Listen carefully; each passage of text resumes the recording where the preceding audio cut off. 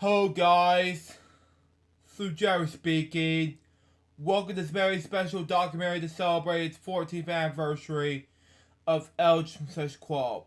Now, before we begin our readings for chapters 1 to 12, 11, something like that, I'd like to give this special thanks to my mom who liked to give me the scanning and dubbings and everything like that, so that way I can maybe focus on dubbing all the good activities and make the documentary more successful and everything like that. So I decided today that I wanted to focus on what I should have done in the past 10, 12, and 13 year documentaries, respectively. But in addition to those documentaries, I decided to do a YouTube edition of this.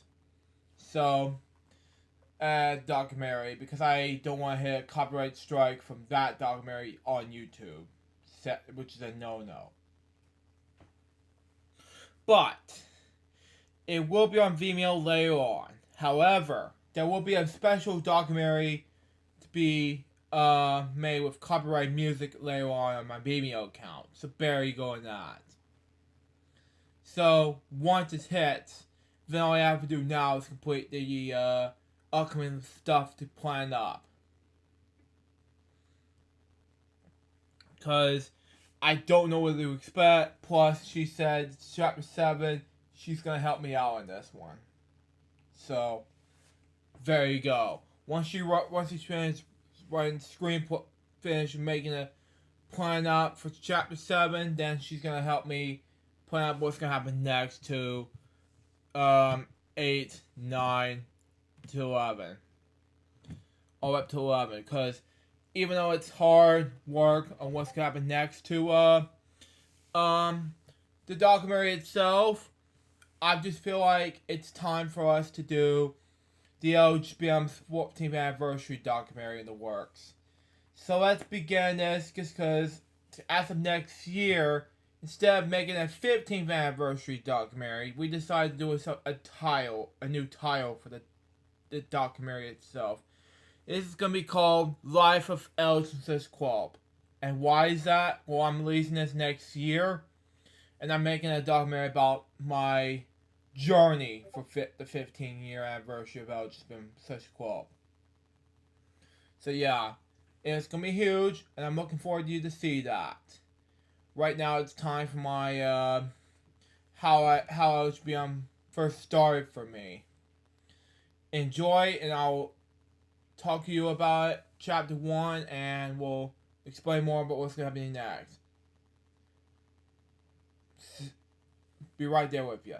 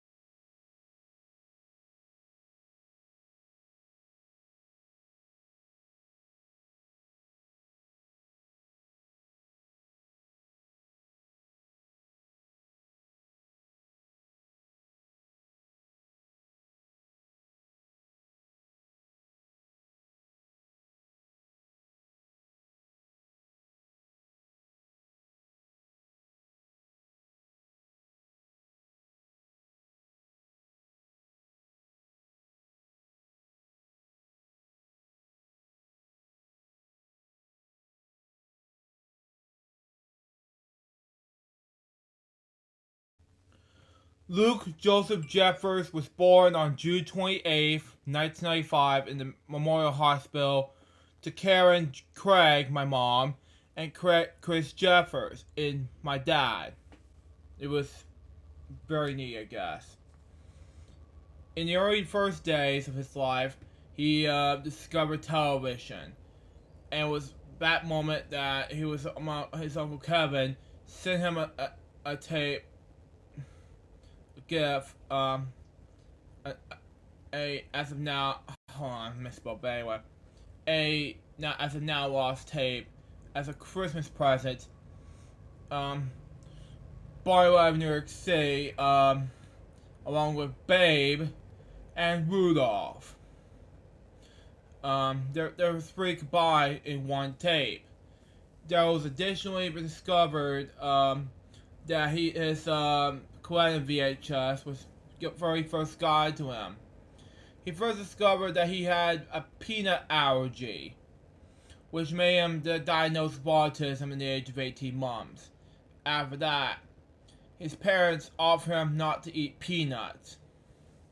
However, it wasn't long that peanut allergy got to him, but then in 1998, he first got his first career as a technician, become a computer guy.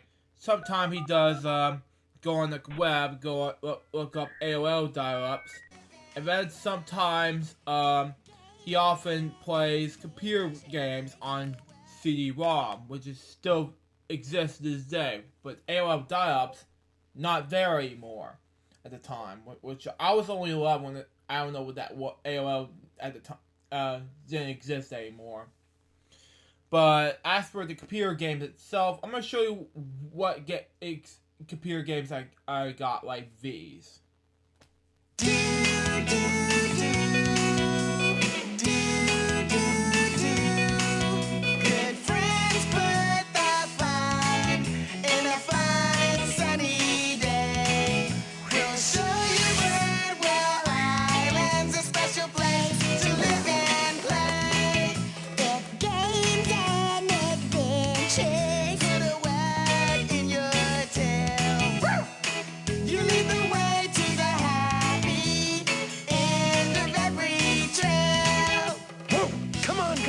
Let's go on an adventure! Yeah, Clifford, it's gonna be great! Yeah, let's go, Clifford! Clifford and all our friends are entering a big contest. You know, big, just like Clifford. Whoa. Come on, you can help. Wow, look at this! Hey, everybody, I have big news. Well, I have bigger news. Prize Pooch magazine is having a contest. Their editor, Lily LaValle, is searching all over the country for a town with the best dogs ever. The winners get their picture on the cover of the magazine and a year's supply of tummy yummies. Machiavelli and I are going to do something really amazing so we can make Birdwell Island the winner. Jetta? I have a feeling Emily Elizabeth was about to tell us the same thing. Oh, I doubt it. Well, almost the same. But I thought we could all do something amazing together. Maybe I could make posters about the wonderful dogs of Birdwell Island and send them to the magazine. And I could take pictures of the dogs and make a photo album. Great idea, Charlie. Oh, don't waste your time. I'm sure Mac and I can do enough to convince Lily LaValle to give us the prize without your help. Come on, Mac. Just because Jetta and Mac are doing something doesn't mean we can't do what we want. Besides, I'm in the mood to write and do some art. Well, I'm off to take pictures. Whoa. You want to help too, Clifford? I'm sure you'd be a big help. In fact, you can help me make stuff anytime you want. You can too.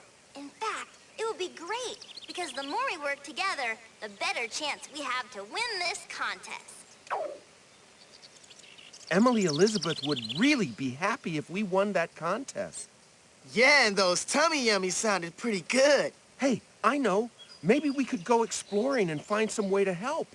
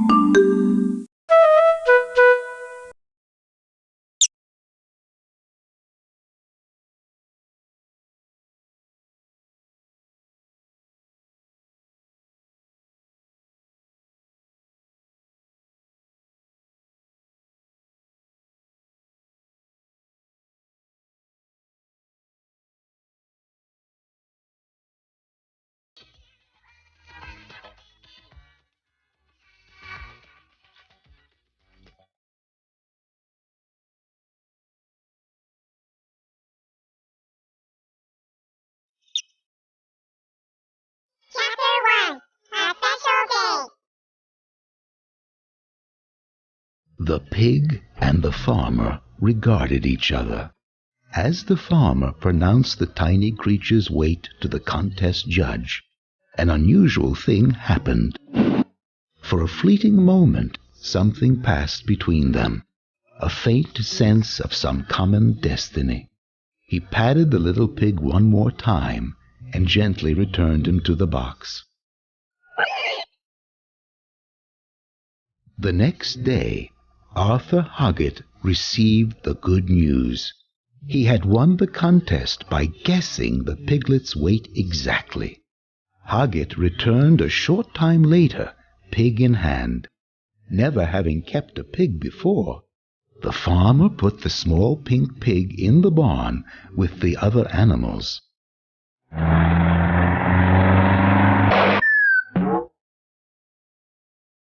It seemed a small thing to do, but like many small things, it marked the beginning of something much larger.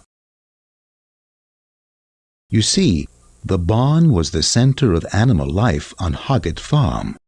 It was here where the pig met Fly, one of the farmer's prized sheep-dogs.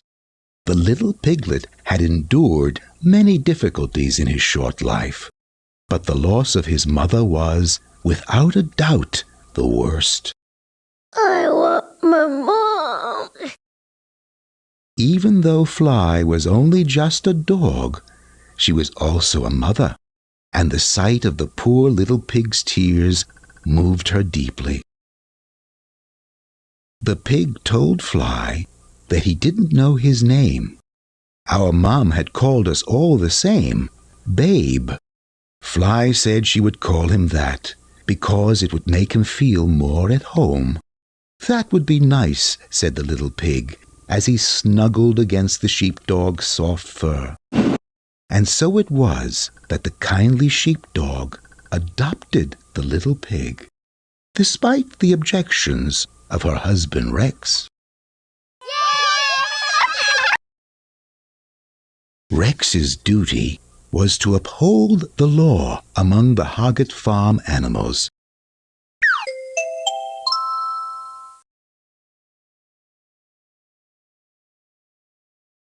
This law was based on one simple fact: to each creature its own destiny, every animal in its proper place.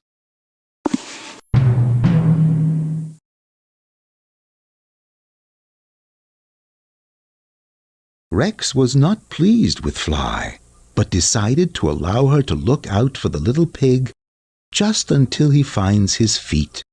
It was a decision he would soon regret.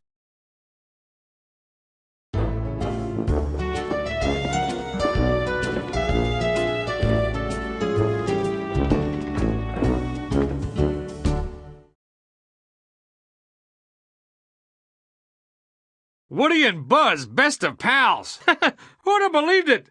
None of us who lived up in Andy's room thought they'd ever get along. Especially on that day Andy got Buzz as his favorite new birthday gift. Oh, did that lead to trouble. Because up till then, Woody had always been number one. And once Sid and Scud here got in on the act, things got really bad. But I'm getting ahead of myself here. Let me tell you what you can do here. If you want to read and play in the story, click over there now. Click on that picture of me with the book, and you could just sit back and listen. Or you can click on this picture of me, and we're out of here. Now, if you're playing in the story and you want to move on, use Buzz's badge here. Click this arrow, and you'll go on to the next scene. Click that arrow, and you'll go to the scene before. And that rocket in the middle brings you right back here. See that little picture of me at the top? Click it when you want me to tell you something over again. And this photo album here is really handy. It can take you straight to your favorite part of the story. Just use the arrows in the bottom corners to turn the pages, and then click on the photo you want to visit. Well, that's about it. So, where to? And coming new toy! Back to your places, hurry!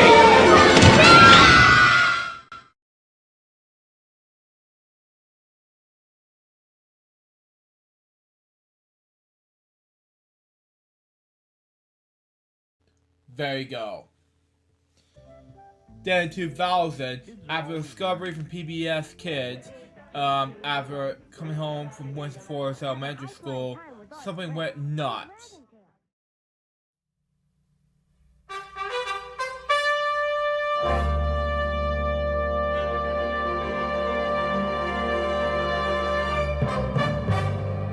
Good evening, I'm Jim Lara. On the NewsHour tonight, Ray Suarez examines the point and the results of the UN's big Millennium Summit. Betty Ann Bowser, in part 2 of her report on truck safety, looks at driver fatigue. Mark Shields and Paul Gigot analyze the week of politics. And Elizabeth Farnsworth says goodbye to the Broadway version of Cats. It all follows a summary of the news this Friday. It was Jim Lehrer. When he discovered this man, he was the first journalist on television to watch to inspire him to make content go on. Wow. When I discovered that Jim had passion with film and TV, maybe in newsman and politics, excuse me, I just feel like he inspired me to make film and TV over the past 14 years of my life. I mean, out of those nearly 13 years of him being alive and out of the 14 years of my career with LJPCBM, LJPCBM will still be around with us from Jim. So there you go.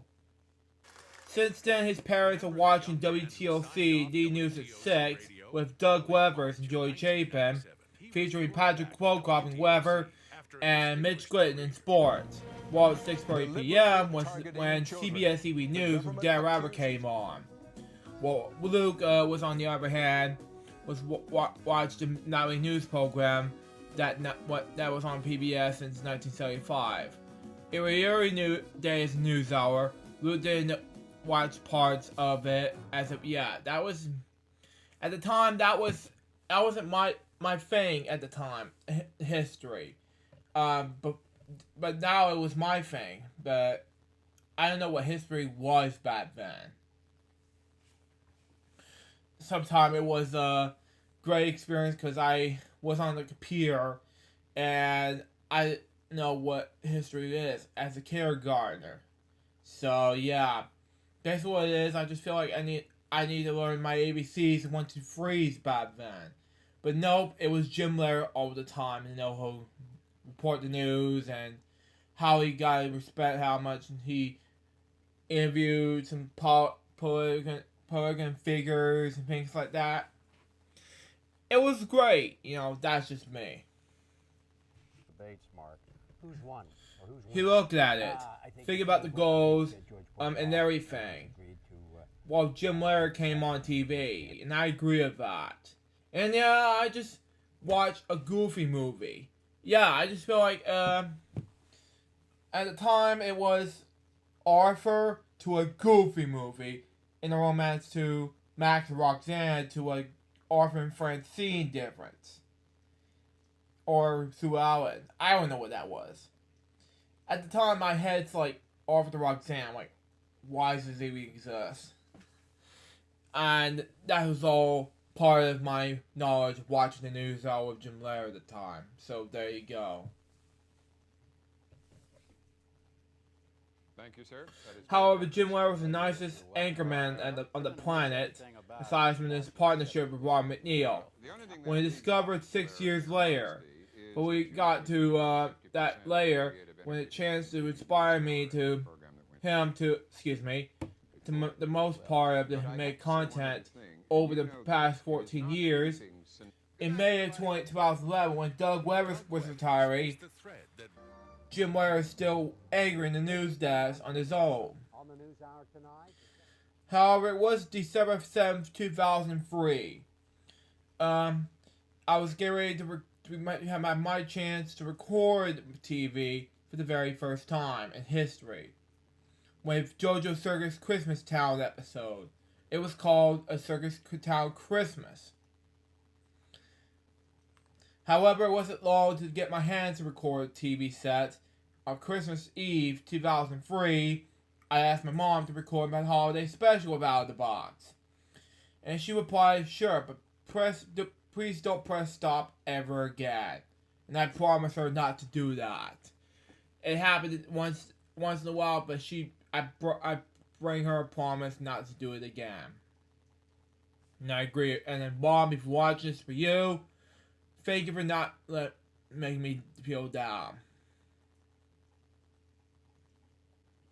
Then in 2004, he purchased Comcast. It was there that he got a chance to record Toon Disney, and he fell in love with it. Before Toon Disney was there for LJPCBM, I misspoke, but anyway. He went to the web and found Toon Disney's website and discovered the channel, and he fell in love with it instantly. Also in 2004, during Luke's 9th birthday with the Mays family, Luke got his first DVD player. However, it wasn't last long when he got it in the spring of 2006, when I was in 5th grade field trip and went to my dad's very home. He discovered this new website called YouTube at the time. That was way before it got established by Google. And it wasn't long, so... And I don't know what that means at the time. When YouTube happened, I was just like freaking out. And the first videos I saw was Smosh's Power Rangers theme song lip sync video, and the Sesame Street 1 Teen Titans the end episode, and many others. Especially SpongeBob Hand Pants. That was basically my thing. As I mentioned, he did find out to see what it means and search for the very first videos on the site. A Smosh video on how they lip sync the Power Rangers theme song, followed by a 2004 video on Sesame Street timeline, SpongeBob Hand Pants, and many others. It wasn't for YouTube, LJPCBM wouldn't be here today, and I agree with that. And yes, I wasn't, at the time it was YouTube who got me started to make LJPCBM such Kwelp in the making.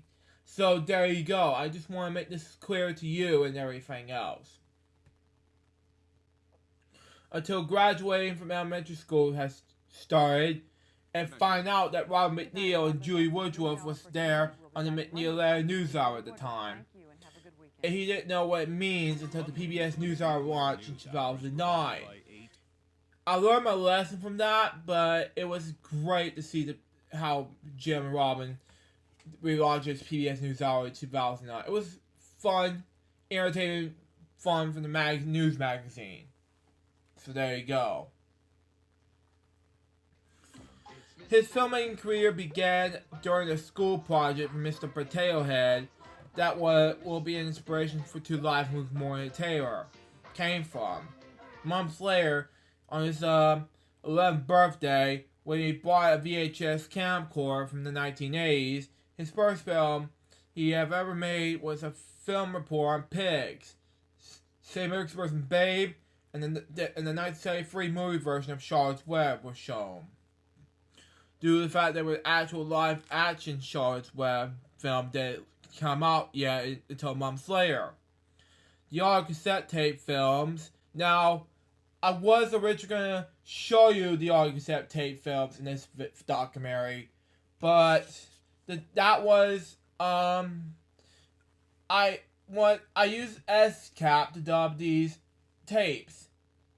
I wanted to show you that, but no audio shown at the moment, and I couldn't listen to them. So, we're going to do it next year, so there you go.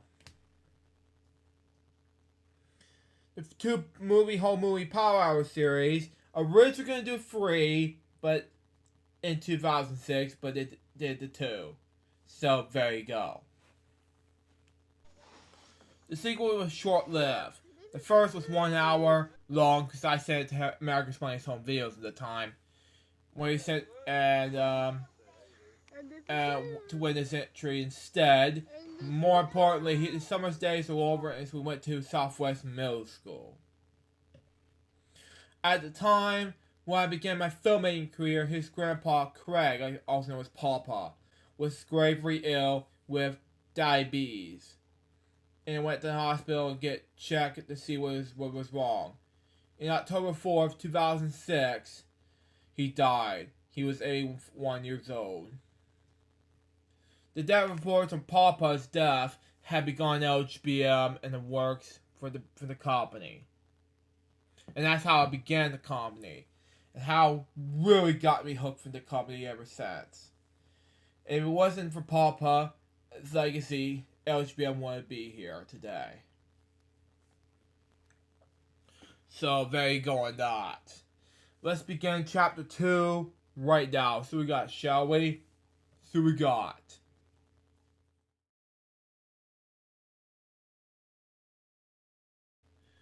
On February 24th, 2007, Kwelp was first created as LJPCBM Lucha's Pictures at the time. So there you go.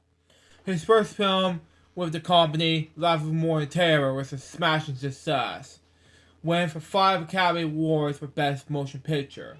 And months later, he created a TV series called Life of More Than Terror, the TV series.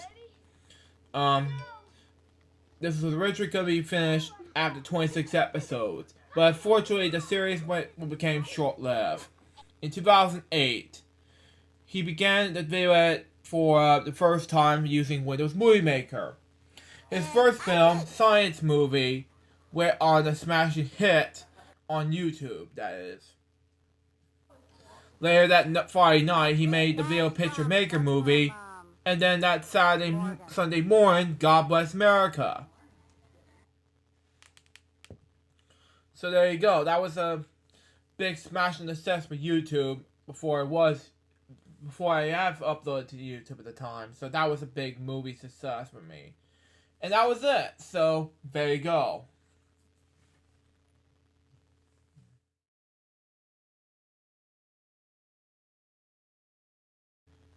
On July 8th, 2007, he created his first YouTube channel under the name of LukeJ0628, where he first met 2 of his best buddies, Cruise Ship Studios and Marshall Brown, formerly on YouTube as Application 94, which is now supported by LJPCBM.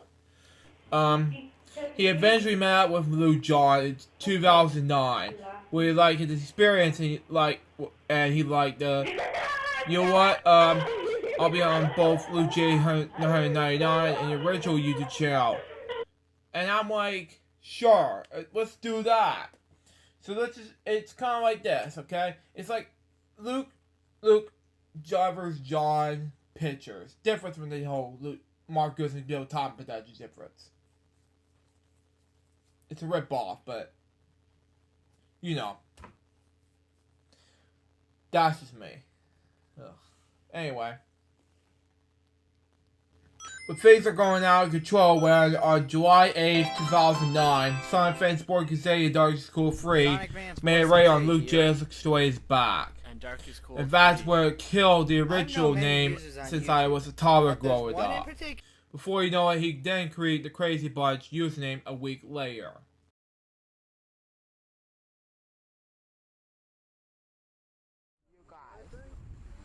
In 2009, at when he first made the very first channel as the Crazy Bunch 1, he made a video of his stepdad's experience on fishing. The following weekend afterwards, that channel was accidentally got deleted by mistake. By then, he created the Crazy Bunch 2. To this day, he created some Crazy Bunch fan-made videos. Some passion of what he did best. Made films and TV shows. Where we call that name the Crazy Bunch as a family name. Based on the Brady Bunch created by Sherwood Schwartz in 1969 to 1974 TV series run. His brother Morgan even created the Crazy Bunch first logo, which became Luke's very first Crazy Bunch logo. Which is cool. I just feel like it's going to be a successful run for the Crazy Bunch ever since. Which I love it the most. You know? That's just me. Also in 2009, he even made a holiday special based on Lou Jarrett's Christmas Tales of Life called December 2008 through November New Year's Day of 2009 to begin with. I did have made 2 more Christmas Tales of Life sequels as well called Happy Holidays and the Crazy Bunch as we continue this journey with the new decade. Things are going to struggle out of nowhere. But the struggles issues are about to begin its toll of a stressful list of my head will take over the decade in the making. And I agree. It's been over a decade in the works. So, yeah, I'd really love to appreciate how much timing. I really want to do that. So, there you go.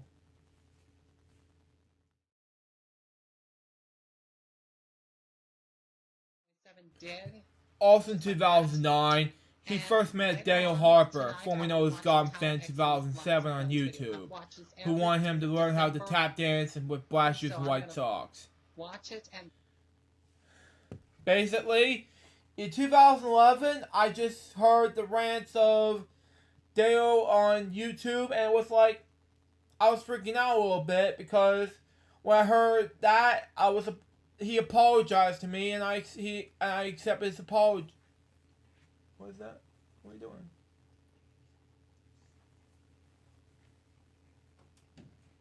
Sorry about that, everyone. Anyway, when I heard the Daniel Harper, Daniel apologized to me, I just accepted his apology. But nonetheless, I just told by Daniel, he told me how much he appreciated me and other things, but as for you guys, I don't know what to do. But you guys are still my friends, but nonetheless, I don't do the white shoes and black socks, white socks and black socks and black shoes that much anymore.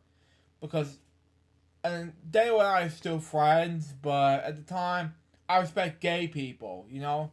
Not trying to be mean or anything, but that's just me. Here's one example of the rant video from Justin Bowen. Here it is. Hey guys, I'm back yet again, here to do another video. But this is a type of video that I've never done before. I don't believe anyway. I'm gonna do a rant video against something that a lot of other YouTube users have ranted about, or should I say someone that a lot of YouTube users have ranted about. It's Daniel Harper, aka Goblin Fan 2007. Now, this particular user is nothing but a major pain in the butt. And here's why. First of all, what he does is I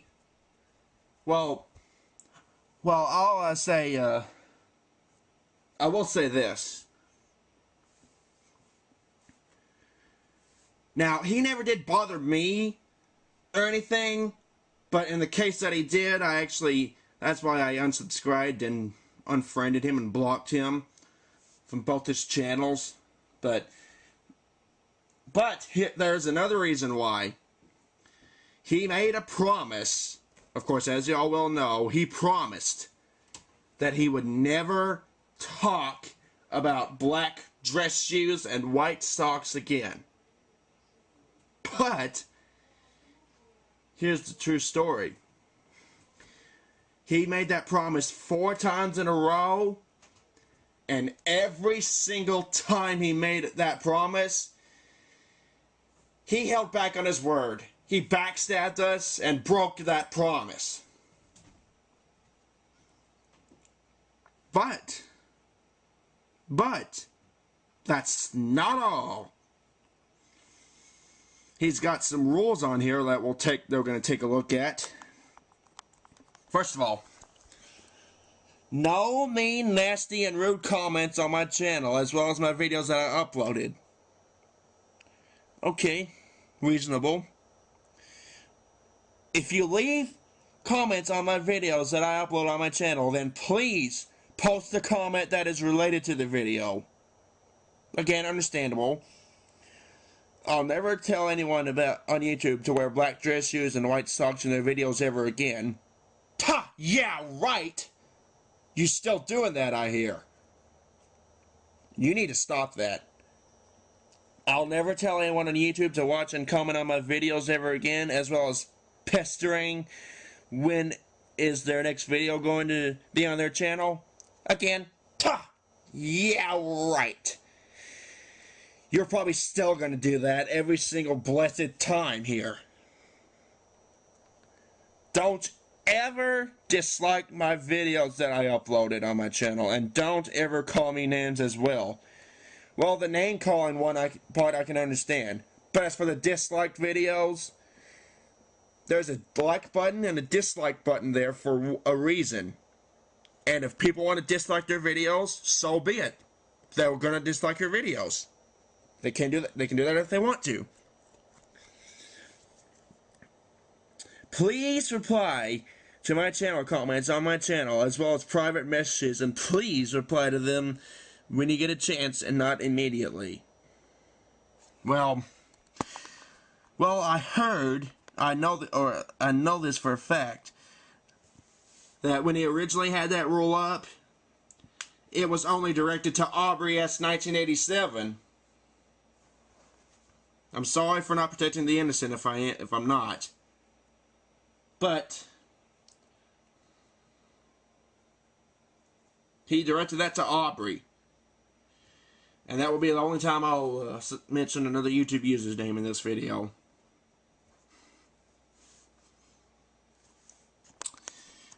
And let's look at rule number 7.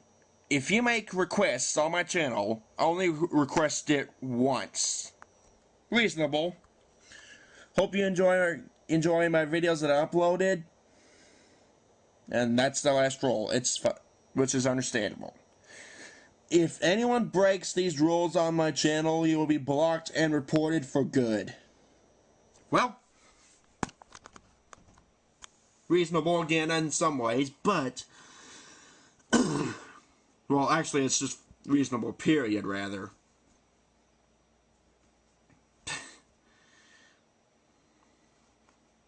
But that's not all. I know this for a fact I'm not going to say what, but it was around his birthday last year, and he requested a few people to do birthday specials for them, as well as to dress up in black dress shoes and white socks. some were suckered into getting them, but others were not. I know he did not request me to do a birthday special for him. I don't think he did. But I know I didn't do one for him.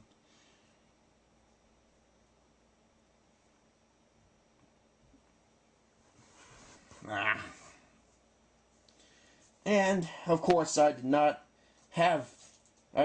wear black dress shoes and white socks on his birthday.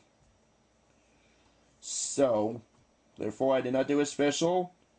And now I'm never going to be doing a birthday special for Daniel. Because he is just a retard. A gay retard. And why I say gay? Well, that's because he mainly talks to guys, not girls. And his sick obsession with Aubrey and black dress shoes and white socks, he needs to get over that. Because he had been pestering Aubrey for many years from when Aubrey accepted his friend request on his Ob06 channel to the time that he removed him from his friends list, removed Daniel from his friends list, and blocked him and unsubscribed.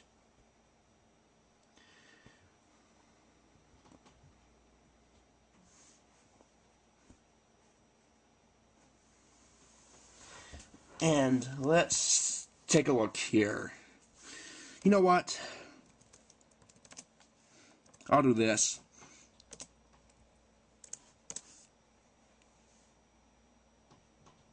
I don't know if this was it. But I'll just put it right here. Now, as for this Labor Day special, Daniel had to pester Aubrey by making him comment on it, on the video, immediately. Because if he didn't, he'd be like, oh no, oh my god, he didn't reply, he didn't leave a comment on my Labor Day special, oh no, what am I gonna do? He sounded a lot like that. And that sounds childish to me. And the person who requested this special is another somebody that I can't stand. Billy M 82094. Although back then he was known as Billy 49324.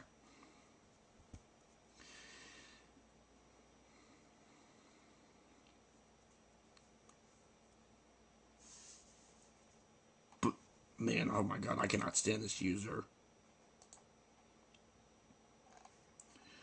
Let's go back to another video here. Let me think.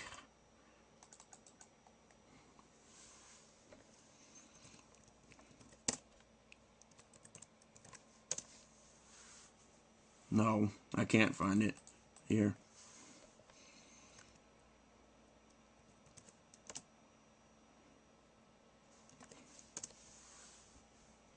No.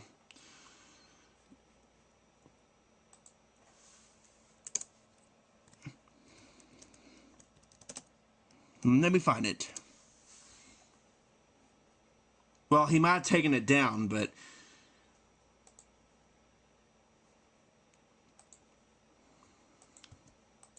let me find it anyway. But I'll discuss it along while we're while I'm finding it here. In one of his videos, this was his video for Every Day in October, the video for Every Day in October thing that he did, let me find it. This was on October 28th. But I think he took it down. I'm starting to think that's what he did. Anyways, he talked about getting a couple new Wii games, Price is Right Decades, and Fortune Street for the Wii. And he also discussed why Aubrey removed Daniel from his friends list on YouTube and Facebook and Skype. And I remember seeing Aubrey's video. This, by the way, will be in response to Aubrey's video. And I know for a fact that from that video, that only 2 people liked that video and 12 disliked it. And that's what it got.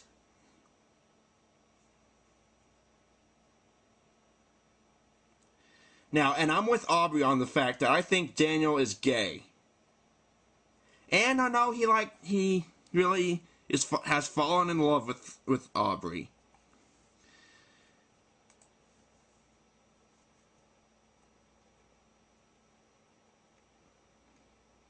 Which is not very good.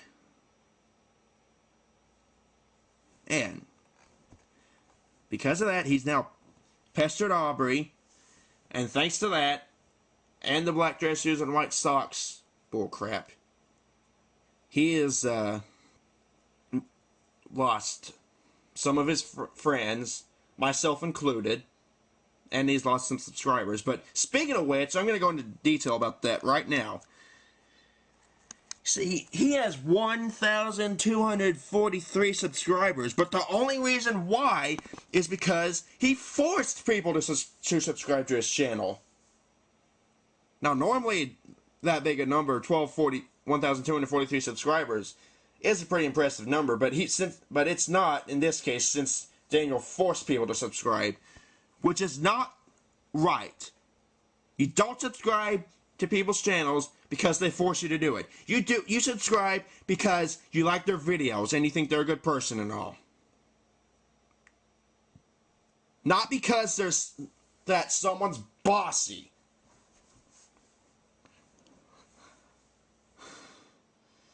Anyway, he's somewhat deserved what he's gotten. But let me tell y'all something. And this is something that has been discussed before. Not by me personally. Let me first say this though.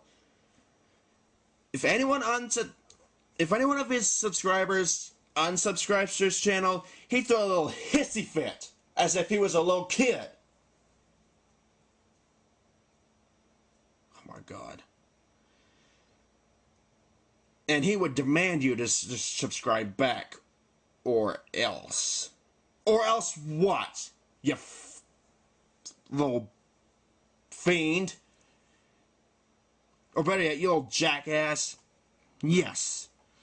That's all I'm just going to say about that. But yes, that's very true. I just cannot stand this user right now. I don't even know why I'm still on his channel, to be honest with you. And I know he had some Skype rules, by the way, too, and one of them I think is stupid, and that's the no talking during Skype video rule. But let's not discuss that. Well, I'll close it out with one more thing. For those 1,243 subscribers that Daniel has, please, I would highly encourage you, unsubscribe to Daniel's channels, Goblin Fan 2007 and Will Dude 62088. Unsubscribe to both channels and block him on both channels. If you're friends with him on Skype and Facebook, unfriend him and from both Skype and Facebook and block him from there too, from those 2 sites. He may throw a little hissy fit, but who cares anyway? He's just a little baby. A gay, jackass baby. Who is so demanding and very, very bossy, too. Well, that's going to do it for this hopefully only rant video that I do on my channel. I'll see you guys for my next video, which might be my next part of my birthday special for John Man 418. See you guys then. Yeah, I will explain more about it in future documentaries and how much future anniversary documentaries, something like that, and future totals, things like that. But anyway. It is the crazy. However, it wasn't long before the black socks and black shoes to find out. When in August 2010, Remix and I became good pals. And since then, he wanted to invite Luke over for 2 episodes of Skype talks. Then in 2011, he first met Billy. However, it wasn't long when Billy and Remix became good buddies of mine. When in 2011, things are going to struggle to demand ever further. And that's how the stressful decade began. For me. Sorry about that, but anyway.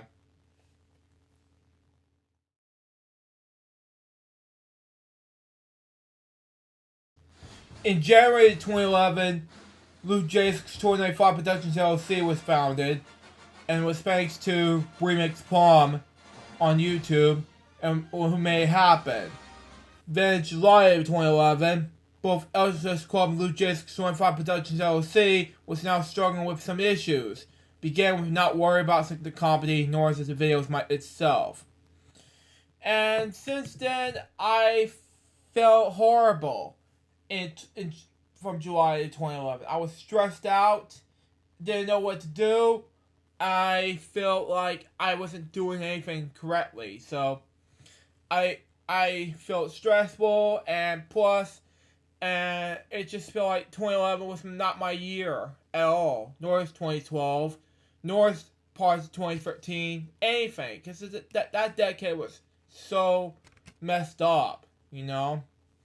I felt like I'm not doing it right, so there you go. However, in August 2012, his parents have been taking the wrong pills, and then that caused him some brain malfunction that following month, where I decided to cancel ESPN football games. Now, this is a big experience of what happens next on this difficult time, and I feel like when I don't know what to expect next in high school. But when they decided to handcuff me for no reason, I just feel like it just felt shameless for some reason. I don't know how to talk, and in that 2012 sense, and that's how it felt horrible that year. Saying the world's ending and everything else. So there you go. Then in December 2012, his web friends, Remix Plum and Billy Mooney, made a Vegas farewell for him, when in January 2013, he came back from Oz. That was a very, very, very well comeback for me to say hello to Luke Jefferson, the Wizard of Oz. Welcome back, Luke Jefferson Remix and Billy from the Oz schedule. So there you go.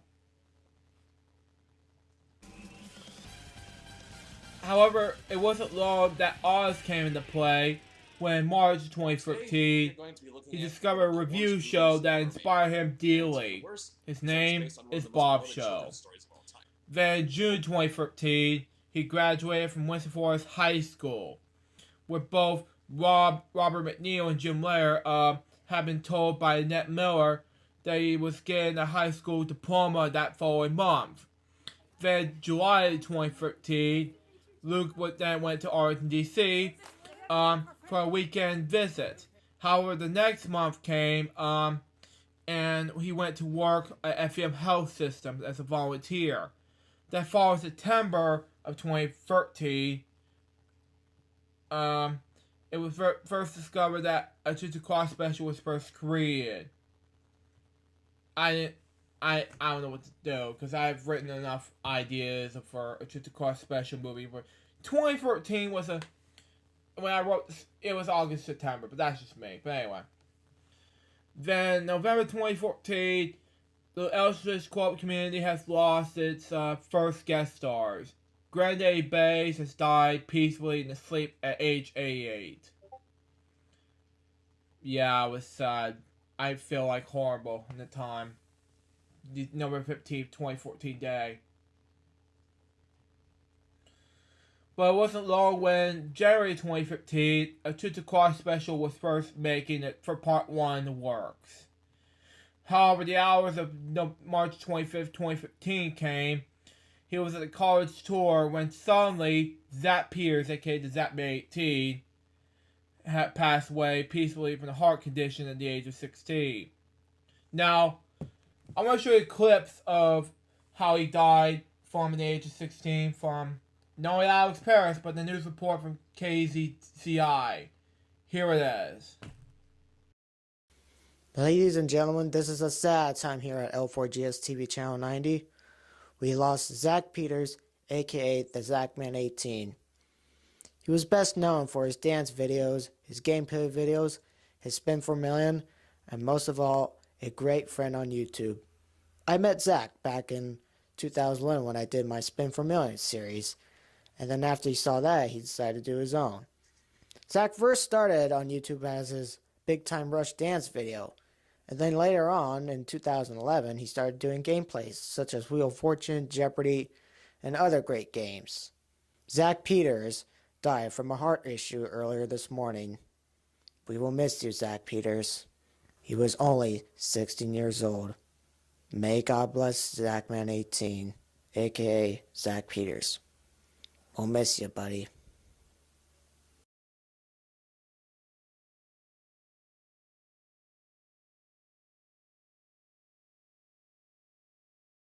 Family and friends are mourning the loss of a 16-year-old Corvallis boy who police say died from a medical condition. Friends say the teen's parents found him unresponsive in his bedroom. KEZI9 News reporter Rhoda Krause is live in Corvallis tonight to tell us what investigators are saying and how his friends are now coping. Rhoda? Well, Renee, I'm at Crescent Valley High School in Corvallis. This is where 16-year-old Zach Peters was going to school. Now, I spoke with police earlier today, and they kept using the word tragedy over and over again to describe the situation. Now, police are not suspecting any criminal activity or suicide, but the death was so unexpected that friends are trying to figure out how to cope. It's a familiar sound for anyone who visits Zach Peters' YouTube channel. Hey everybody, Zachman18 here. Welcome back to the WTZM TV Channel 18 Superstation. A channel he's had for years. Alright guys, this is Zachman18 here. It's time for me to do another collection video on my channel. A vibrant teenager full of energy who loved to dance. I had received a text message from his mother saying, Ben, this is Zach's mom, I need you to call me right away. And on Wednesday morning, Zach's best friend, Ben Luttrell, got the news. And I called and she was crying. And I said, what happened? And she said, Zach passed away. He says he thought it was a joke, and now that it's set in, he's trying to cope. Not really well. It's very hard. Friends missing that contagious smile and talent show winning dance moves. He didn't care what people thought. He just kept doing it. And that's really what made me like him so much, is he did what he believed. If you played music or even a ringtone on a phone, he'd be there dancing or something. He was just always happy. Posting nice comments on Facebook for his family to see, and even YouTube videos. He may be gone on this earth, but his legacy will be remembered forever. So Zach, till we see you again, rest in peace, my friend. Even planning a memorial for school on Monday with pictures and a box for people to share their memories, something to be handed off to his parents.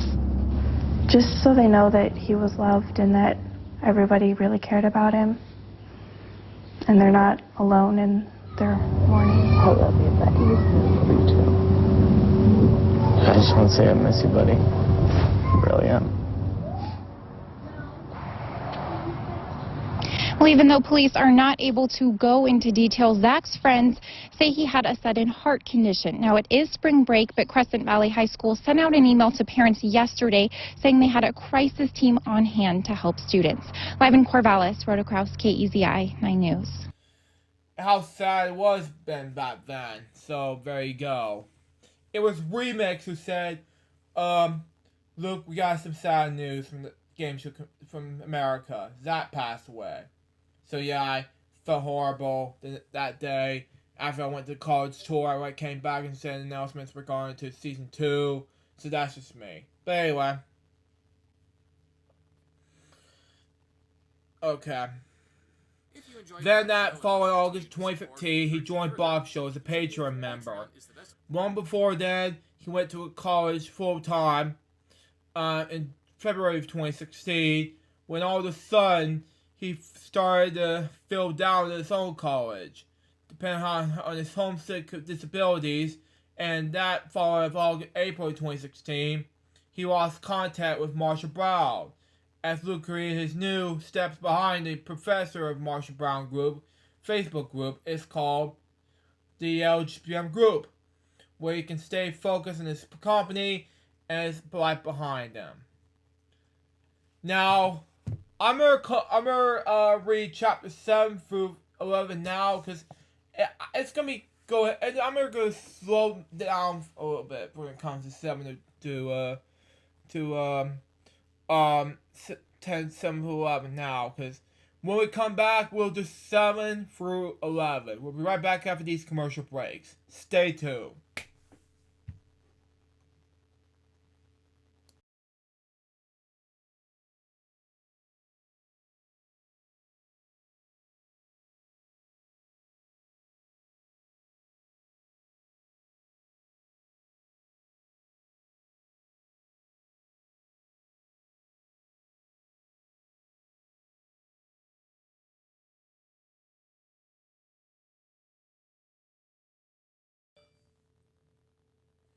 Welcome back to this upcoming 14th anniversary documentary as you're taping right now. I am so sorry for the huge delay.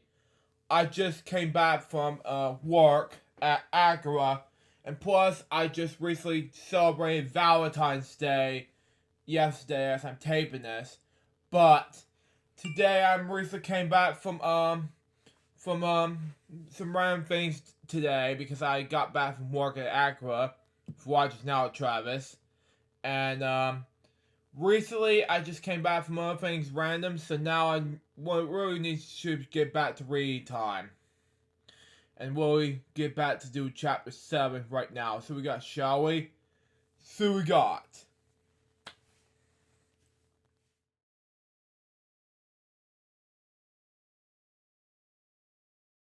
In September of 2016, he became active. Excuse me, I misspoke. Sorry.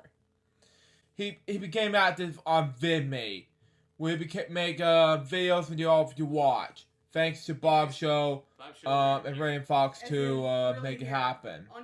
However, it wasn't long where he uploaded content, and me and Josh, the solo now known as the direct messenger. Hold on, I'll be right back.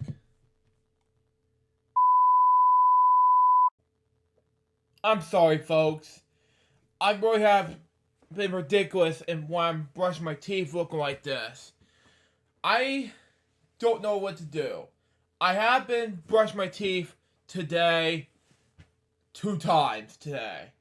When I taped the documentary itself, or I have to tape the huge part of my taping of the upcoming 15th anniversary, which is coming up next year. We'll just see what happens. But right now, let's continue on chapter 7, because right now I just feel like I have aim pie for no reason now. Let's continue on chapter 7, shall we? So we got.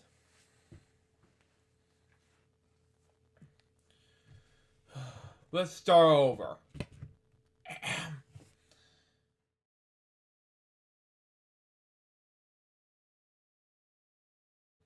In September of 2016, he became active on VidMe, where he can make videos for you all to watch. Thanks to Bob Shore, Ray and Fox to make it happen, which is very appreciative for Bob and Raven to make me do it make VidMe happen for me for LJPCBM. If it wasn't these two, there would be an LJPCBM's alternate service. However, it wasn't long when he had uploaded content and made me Josh the Soloader, now known as the Direct Messenger Vivo on YouTube. He also made 1,500 videos, plus videos and counting, with that site. And then February 23rd, 2017, the day before LJPCBM Kwelp is celebrating its big 10th anniversary, he met Tom Kingle of Kingle Design, where he can edit and make videos and make cinegrabs. Oh man, this is gonna be a difficult one. However, the recent active VidMe channel wasn't going to be on forever. In November 2017, Taylor marched in the Marine Corps for his graduation ceremony, where he graduated from. And told to be told, I just feel like it wasn't fair for me to talk about this. You know, I just feel like it was a deeper emotions right there when it comes to the Marine Corps graduation ceremony, and I feel like, do I really want to ask to be invited? No. Come on now. I really wish I wouldn't be making this up. So, making ever since I joined LJPCBM, I formed the LJPCBM company to begin with. And that wasn't fair at all. Because when VidMe was having his final days, and even Jim Neighbors and the late Malcolm Young, those are the days. But now with the Marine Corps, I'm sorry, but that was unacceptable right there. I'm sorry, Taylor, if you're watching this. But anyway.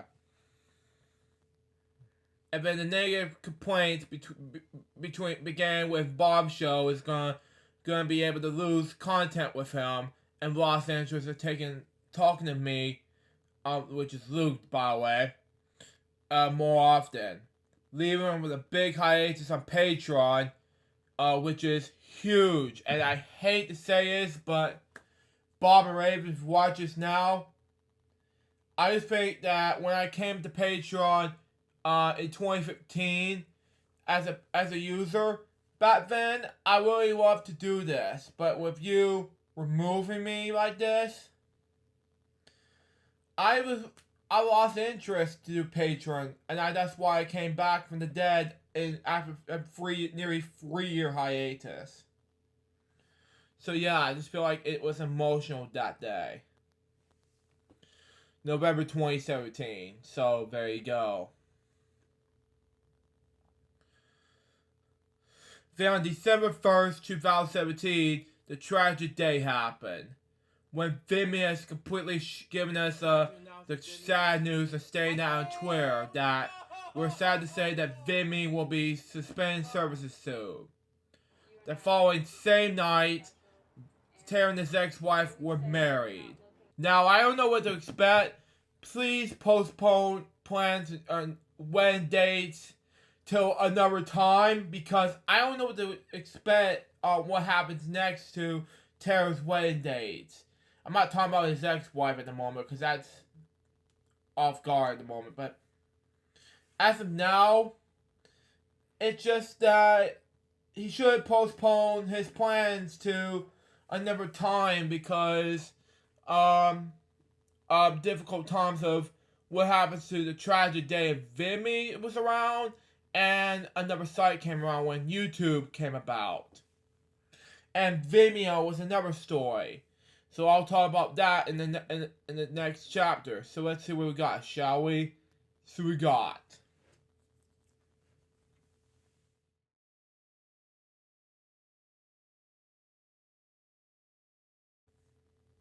the next day, he was on BitChute, and it was way worse than VidMe. The bandwidth was very worse, and it was like, it wasn't the length as to 1080p, nor as the standard qualities within the biggest iMovie standards, nor ScreenFlow, but it fits ScreenFlow and Final Cut very well, but it doesn't fit iMovie at all. So that means I have to finish the project where we left off instead of just normally delete the project, so that way more easier for the audience to see that. And it was way worse than VidMe. The bandwidth was very worse, and it was like, it wasn't the length as to 1080p, nor as the standard qualities within the biggest iMovie standards, nor ScreenFlow, but it fits ScreenFlow and Final Cut very well, but it doesn't fit iMovie at all. So that means I have to finish the project where we left off instead of just normally delete the project, so that way more easier for the audience to see that. Then in January 2018, some of this VidMe content are missing. From the start, he began to know that following January 2018 year, when it was sent to Wisconsin to begin with. Now, if the Wisconsin people watch this now, they lost interest to get VidMe hard drive back. And I don't know what to say here, but the thing is that it's just completely wrong to begin with. You know, that's just me, of course. Afterwards, it's taken forever. And it does take forever to begin with. So they brought it back. Then in May of 2018, he left Kino Design to complete a job at Dave Vane Chevrolet that followed November 2018, where he met Tammy Powers, Ashley Bright, and others. Then that following August, after Jose Perez brought to his friend Joe, he granted the brand is the hard drive alive again. But it wasn't. And it was sad feelings about what happens next to the hard drive's disagreements. It went from Shimizu to Daoraidzu. So yeah, Al Hari did a great job doing fixing technology, but Jose Perez and others doesn't. AFN Health System at the time do not. Well, so yeah, they didn't do a great job at that. So no. So yeah, I just want to let you know about this. However, in December 2018, he was brought back from the dead as a Vimeo user. Premium user. Excuse me, I misspoke. But anyway.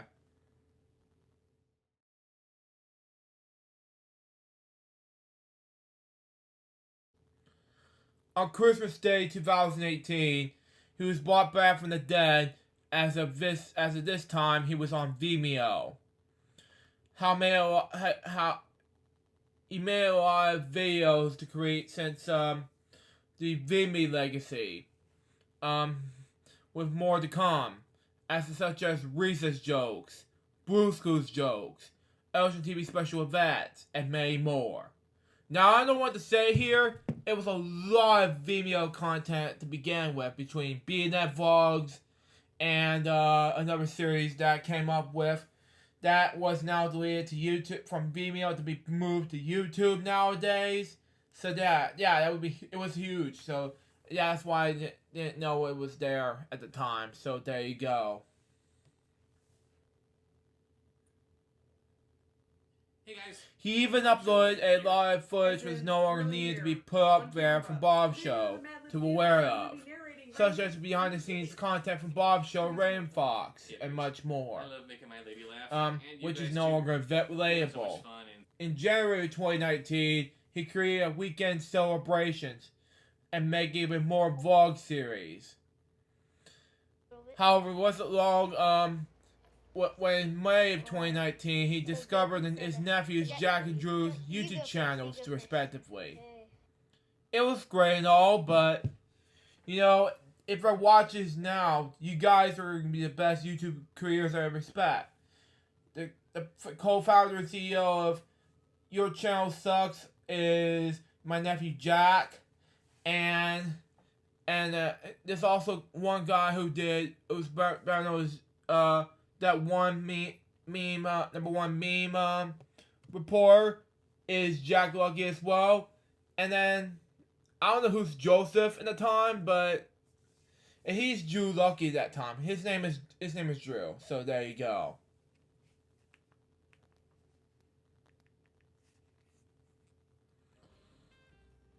The next month, he met David 5000. Excuse me, misspoke. But anyway, a fan of Jack and Drew's. When in 2019, Lucas was very first administrators to begin with. Then, July of 2019, he was asked by Travis Morrison to be a service assistant at Salis More Zachara. And I said, sure. Then on the end of the New Year's Eve of 2019, LJ 2020 has just begun making its progress when tragedy struck the company over 22 days later. Now, what's going to happen next in this tragic event? Yeah, it was going to be a sad feelings about it. So yeah, it's going to be a tragic day. So, January 22nd, January 23rd, 2020 is another tragic day for LJ from such Kwelp. And for PBS as well. I'm going to read you chapter 10 and 11, and I'll wrap up this documentary now. So we got, shall we? So we got.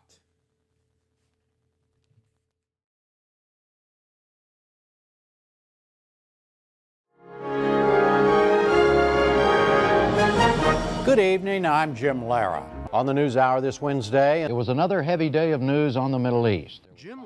On January 23rd, 2020, Jim Lara has died peacefully from his heart attack at the age of 85. And it's sad to see him go, but when I saw this, I was heartbroken. And I dropped my iPad respectively, and I just feel like I was emotional when this happened. And I cried from tears, and Mom hugged me respectively, and she did a great job. She and I did a great job watching the news without having Jim Lara on television at the time. But we pay tribute to Jim and get ready to watch the news hour at that time be. So that was respectful for Jim. So there you go. That being yourself, journalist, the following afternoon, when Luke spread the news on Facebook, his jaws were dropped even harder. And I was mentioning as well. I was so disbelief, and I was dropping like this, and threw in the ground. I don't know what it did say here, but it was very sad. But you know, and yeah, that's what it's about. Even because he was screaming in agony and was heartbroken, I agree with that.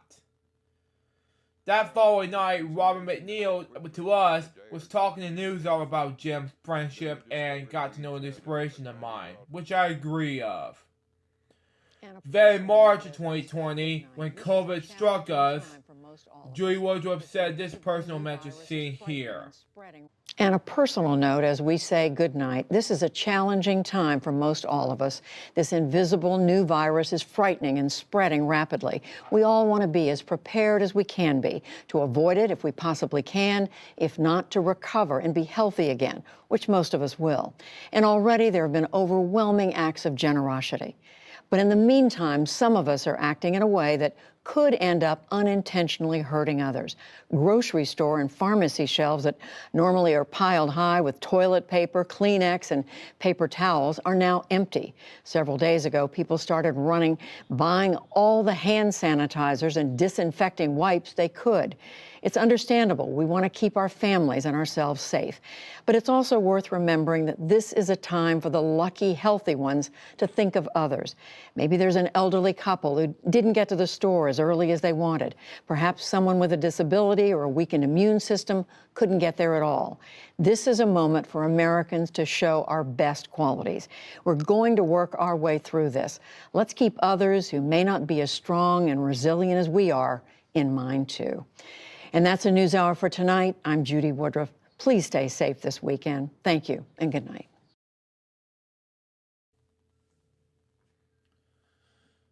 Yes, this personal message. And then after seeing that, I just freaked out, saying, we're going to do, what the hell we're going to do. And then after emotions like that, I just like, you know what, June the 1st came. I just came back from Accra, telling them I'm just freaked out. You know? If you watch this, Travis, I don't know what to do. It's just, the thing is, I don't know what to expect here. And when COVID is over, I'm going to be traveling again. You know, just want to make sure about this. I still want to do traveling. I still want to make projects.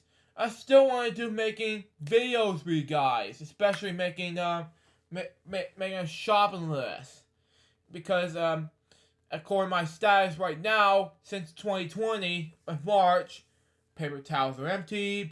And that's the News Hour for tonight. I'm Judy Woodruff. Please stay safe this weekend. Bull crap. I am stunned and I'm speechless at this point, and I'm totally freaked out here. You know. But anyway. When that happened, he began lost again. And I lost. And I lost as well. Yeah, and I agree with that. Yeah. He lost his travel experiences that year. Never got a chance to see Jim again in this gravestone. And I agree with that. And I've lost my inspiration. I just lost an inspiration months before COVID happened. And then all of a sudden, this happened, and we never gave a chance to make a movie dedicated to Jim. Upcoming movie dedicated to Jim. Which is coming up, by the way. But all of a sudden, this shocking thing happened. I feel ashamed of myself and pull me in the grave when COVID hits us. I mean, COVID's not being nice to the dedication to Jim. But when I saw, well, let me just say this, okay? When I saw Kobe Bryant's passing, when I feel better, no way. No way. I'm not going to tolerate that again. Okay? Okay, thank you. And see what it looks like in heaven, and I agree with that. Luckily, in June of 2020, we traveled to 2 different cities in Florida.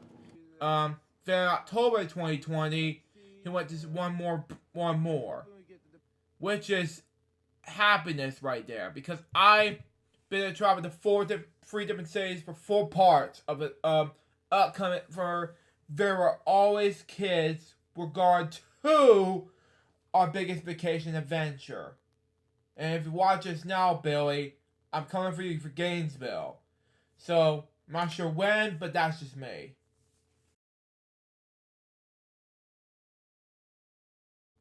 Hey guys. Then in September of 2020, he was asked by Bob Show again by his mother, this time if he wanted to be coming back as a $2 patron or a $5 patron. And I answered, $5 is enough.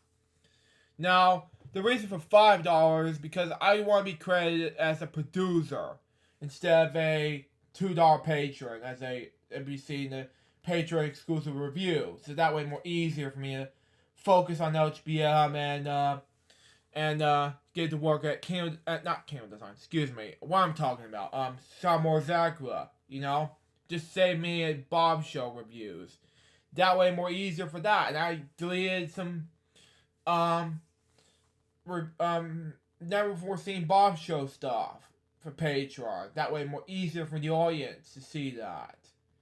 And I cannot let that happen again. So, Bob Raven, if you're watching this, I'm happy for you.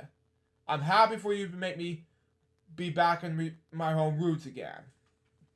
Before this happened, I was donated to be part of the Purple Roads podcast, which I previously done on LJPCBM beforehand. And I already done this beforehand, and I agree with that. So yeah, I just said that before, and I talk about it on Purple Roads podcast, which I react to on LJPCBM. Recently, which I'm taping this now, we dedicated this to the memory of Phyllis Shurio of Stella, who portrayed Stella the Storyteller, passed away. She was 61. And now, when I saw that, I was devastated, heartbroken as well for this. This is a dedication to both Jim and Phyllis, because I feel like this is not the way to celebrate the 14th year anniversary of LJPCBM. Jim, on the other hand, saying you keep LJPCBM going and everything else. But for Phyllis, who's Stella the Storyteller, this other lady named Sharon, who is one of my employees, is kind of remind me of Stella to me. Sharon, if you watch us now, you'll be shocked to see the news of what happened to Phyllis. That's just me. Then, as request from Lucas the Cool Guy, I was asked to bring Elsh Reacts to YouTube, since the Fine Bros and Kid Rex are two guys that got me hooked to do reaction videos. Who was the next one? These reaction videos were hooked by Larry, aka Reptile, aka the Children's Network, that is, David 3000, and Jake, aka Object Lord 15, and make some other video content on YouTube as of April of 2020. Now, for reasons like that, I feel like this is a big accomplishment for me between COVID and other things like that. So there you go on that. And another thing as well, when I first met another person who was coming up on the 25, I said to Sherrick, which will be coming up in an upcoming episode of Bonzi's Jungle Challenge. If you watch this, Alex, don't tell everybody. I just feel like, I feel like it's devastating and very excited about this, but it's a great game. Not gonna spoil the episode, by the way. Don't say anything. But anyway, I said to Alex, yeah, I don't want to buzz in, like I said, but I just want to turn off the video, but I don't want to do any decks that much anymore. So there you go. I'll see you, then January 2021, he finished most of the LJPCBM 2020 content, which I did because, and some of the LJPCBM 2020 content was not even uploaded to Internet Archive nor Vimeo yet, but it will be as of March of 2021. So there you go on that.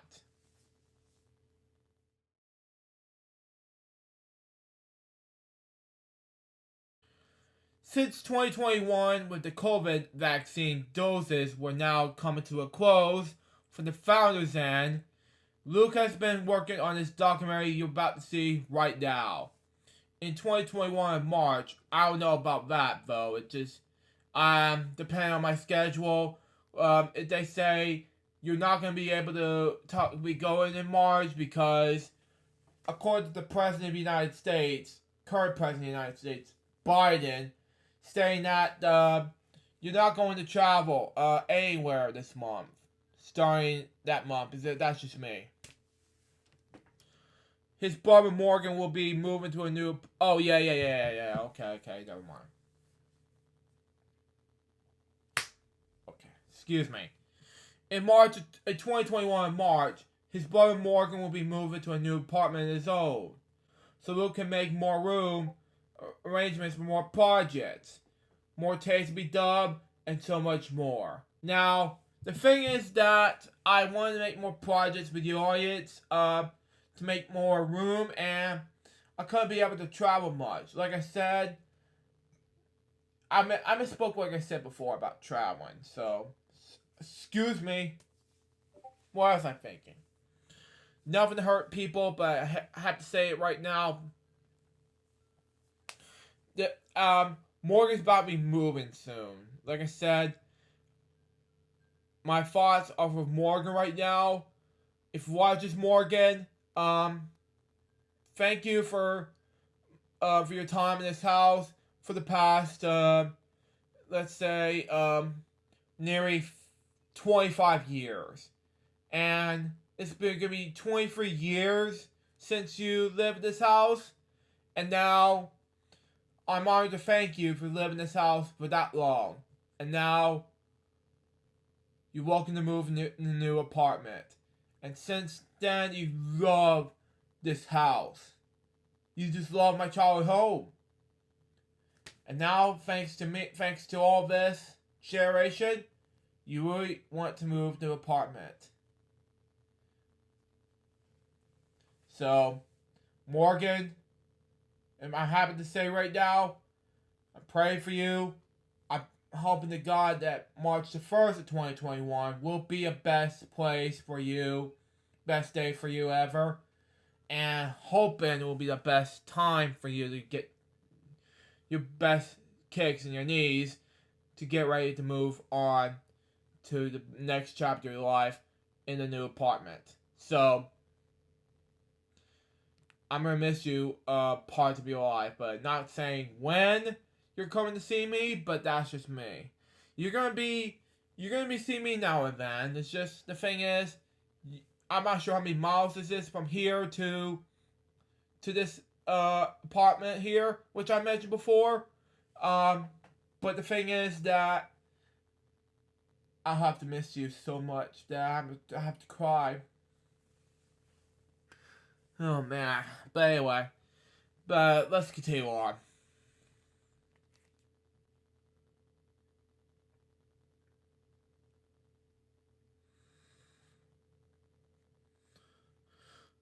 Okay. And as of now, most of those real memories were lost and found thing. Since then, he was made things to travel, shop, and go over along the way. For the legacy for LJPCBM will live on forever. Now, the thing is that I have lost words. I did find one thing which did premiere on YouTube. Actually, this is a CD that I have lost and found. The LJPCBM Kwelp favorites. This is from 2009. And this is a CD. Now, as for the rest of the memories that hasn't been for LJPCBM, I'll upload those to YouTube and Internet Archive and Vimeo and others in a later time. For the upcoming documentary like this. Next year's documentary is going to be huge. You'll love it. So there you go. So what's next to LJPCBM? Well, the NewsHour movie. It's coming in either in 2022 or 2023. It depends. But I'm not hoping for 2021, winter 2021, but we'll see what happens. But I'm filming the movie, but I'm expecting to film this when COVID is over. When my dad retires, we're filming the movie respectively. My dad, my mom, Libby, and Mandy were not going anywhere until we go to Arlington, D.C. We're gonna film this. Prayers and hopes for Dad and Libby and Mandy and everybody else, and then we'll film the movie. Because right now, I'm shutting down production of the movie right this moment because no words and attention to make this movie happen. To make the legacy of Robin and Jim alive. So there you go. Hello, I'm Alex. We're also going to continue on to work on A Trip to Alex Paris. So yeah, I am definitely going to make A Trip to Alex Paris work this year, but if not, next year will help. But right now I'm working on A Trip to Alex Paris and a new Zara movie development. So yeah, it's going to be a movie about me going to travel to see my friend Alex Paris, and I have no idea when it's going to be released, but fingers crossed for the release date. You will not miss it. But anyway, and as for the rest, we have no idea as of yet. We have made plans coming up, especially previous to what as you see in the video. Where there'll be clips and upcoming videos, especially the past videos for LJPCBM / Kwelp, which you're about to see in this documentary. And I can't wait for you to see what's to check out next. Enjoy! Linda, saying thank you does not begin to cover it. We are all so grateful, happy for your new freedom, there you are, and also a little bit sad. We may be losing your daily wisdom, but you'll never lose our friendship. From the morning meeting to your nightly spot in the control room, you have led us with a strong guiding hand through news, big and small. We are going to miss you a lot, and even your voice in our ears telling us to wrap it up, which is what I'm hearing right now. Which is, I think, what she's saying right now. Will, you have a second chance. Do you want to keep that 5 or do you want to try to change it? I'm going to keep it, and let's go higher once again. Higher once again? Another 2! It's Attack of the Deuces. Mark, we go right back to you, and you cannot change that 7. I wish I could, though. Higher. Higher than a 7? Oh! Somebody give me a drink every time I see a 2, please. Thank you.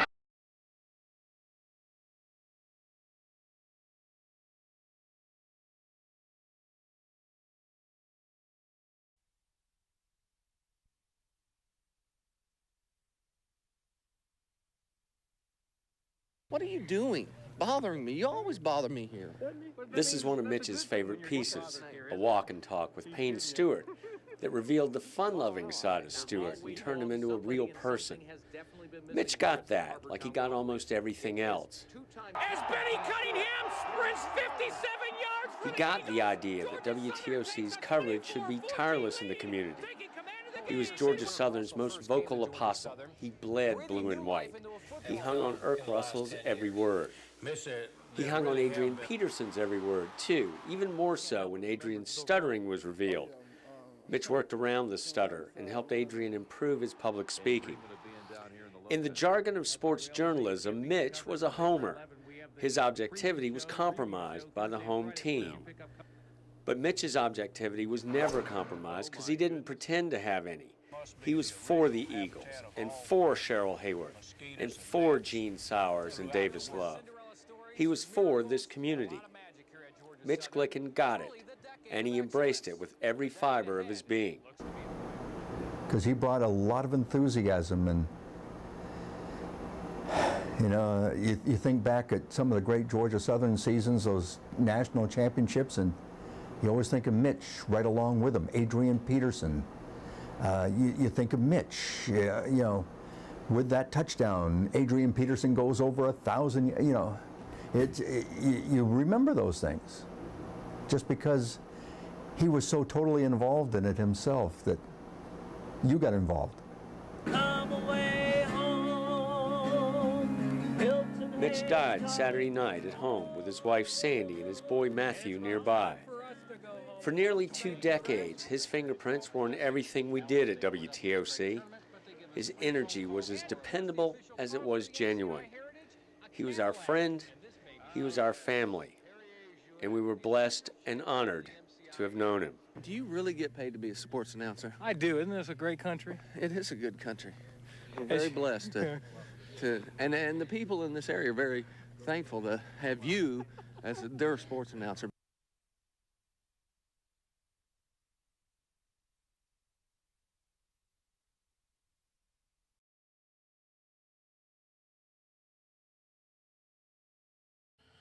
So there you have it. So that was the videos I'm working on this year. What do I think about this documentary? It was amazing. This script, the writing of the movie I'm working on is amazing to make at least I'm making this 14th anniversary documentary. And the least part, it was the best documentary ever written. I've written this, I have never in my life since the past 4 years I've written the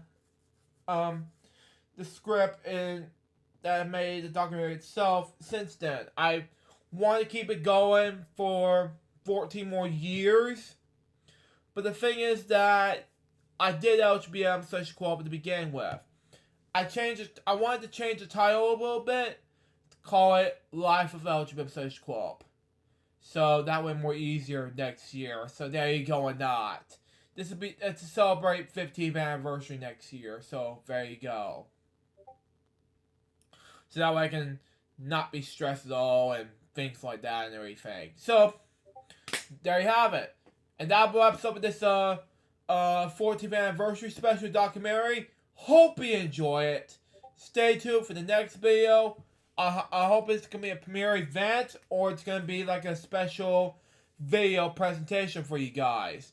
Till next time, so James, goodbye, peace out, baby. We get more videos, guys, very soon. Till then, jump out. See ya.